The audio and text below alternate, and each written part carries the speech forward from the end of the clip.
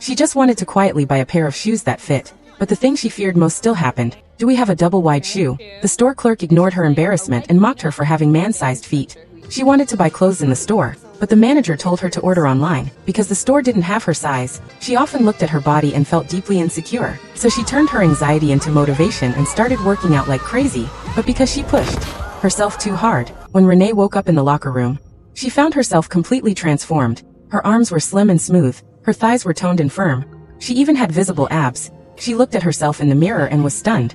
How did she suddenly become so beautiful? But she did not realize that only she could see the change. From that moment on, Renee's world was completely different. When she walked down the street, she greeted pretty women with confidence. When construction workers whistled, she took it as a compliment. When a man opened the door, she thought it was a special gesture just for her. At the laundromat, a man behind her asked for her queue number. She confidently gave him her phone number instead, and even invited him out on a date. That night they went to a bar, and there happened to be a bikini contest. Before the man could react, Renee was already on stage. She did not try to copy anyone. She just danced with passion and confidence, turning the contest into her own show. Her energy lit up the entire crowd. Applause and cheers filled the room. The man watched her on stage and was completely moved by her. The next day Renee went to the cosmetics company she had always dreamed of to apply for a front desk position. The interviewer politely said she was not a good fit, but she still spoke passionately about her love for fashion. This scene was just seen by the female CEO and decided to hire her.